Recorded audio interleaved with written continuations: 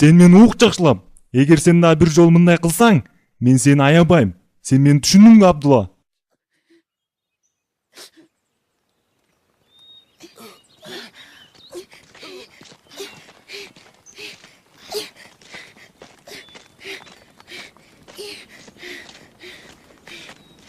Муазбек, сен мендей болуп акчаны жакшы ишке кеткенди өздөштүрүп алууң керек. Макул ата.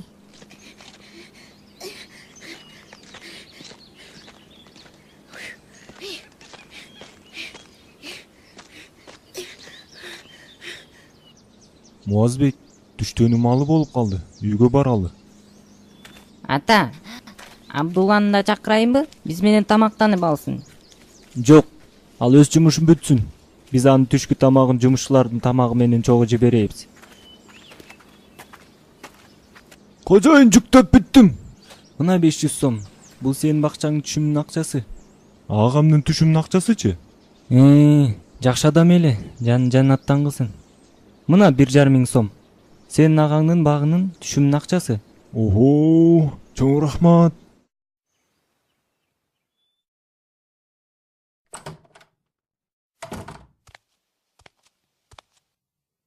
Муазбек. О, атаке. Келсең бери. Мен сага эмне деген белектерди алдым. Жана жаңы кийимдерди алып келдим. Карачы. Ассаламу алейкум, ага.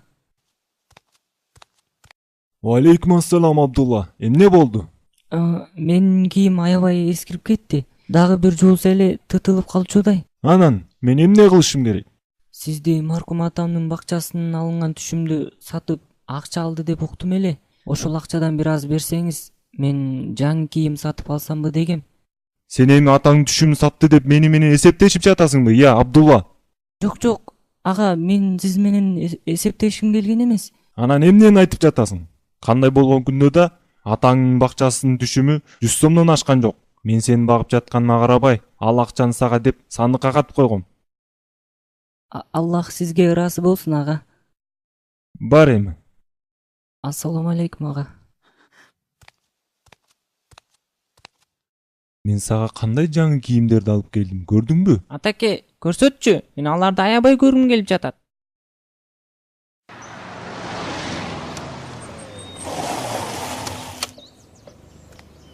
Ассаламу алейкум. О, алейкум ассалам. Кош келиңиздер, мейман болуңуздар. Иштериң кандай, Жапар? Иштерим жакшы, Адилет. Келиңиз, өтүңүз. Жапар, кандай? Биз сенин жана уулуң Муазбектин алакы балыңарды бийлип кетели деп эле келип калдык. Ошондой эле биздин агабыздын уулу Абдулланын да абалынан кабар алалы дедик. Ал кайда? Ал бакчада ойноп жүргөн чыгар. Тигине атаке, келе жатат.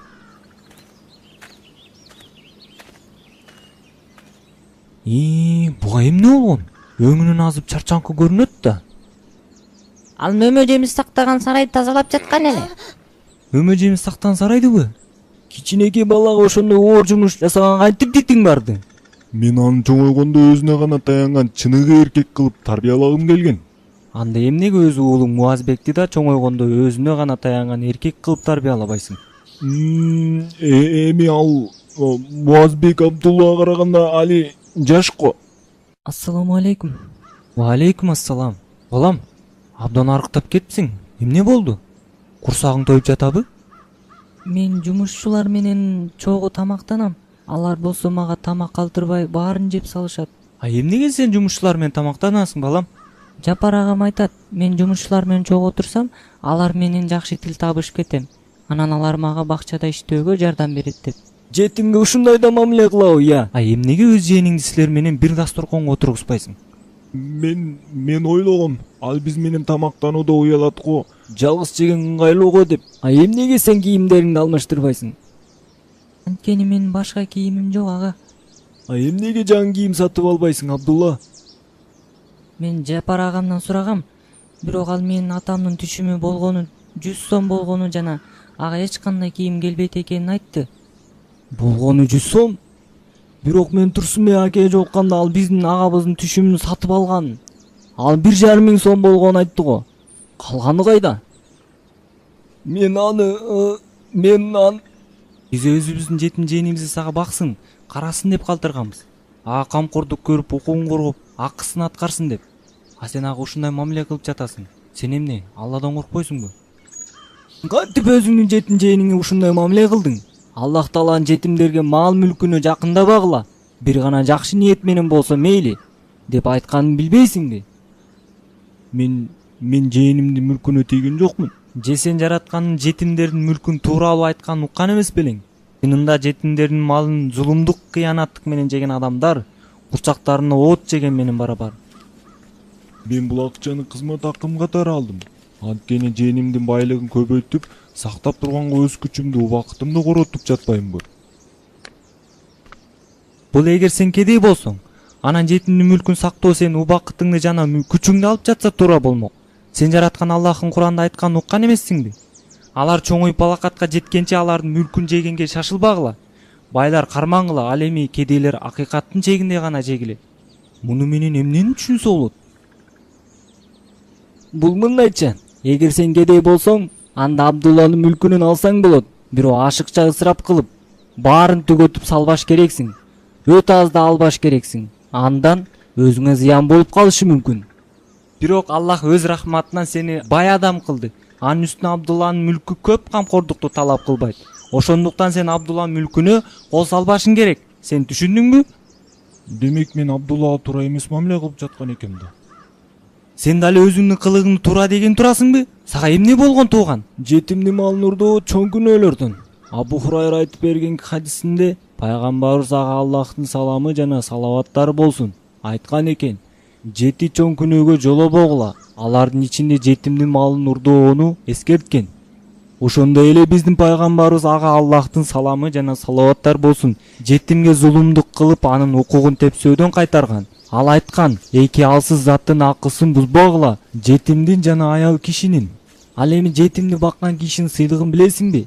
Пайгамбарыбыз Мухаммед алейхиссалам айткандай: мен жана жетимди баккан киши экөөбүз 5-те 1 болобуз деп сөөмө жана ортоң манжаларын бириктирип көрсөткөн экен. Жетимдерге мээримдүү болуу ташбоорлуктан сактайт. Хадисте айтылат: жетимди өзүңө жакын тут, чачынан сыла, курсагын тойгуз. Бул сени ташбоорлуктан сактайт жана муктаждыктарыңды чечет. О Аллахым, ушул убакка чейин мен бул сөздөрдү билбептирмин. Жапар, көрдүңбү? Шариятыбыз жетимдерге кандай жакшы көңүл бөлүүнү буйрат.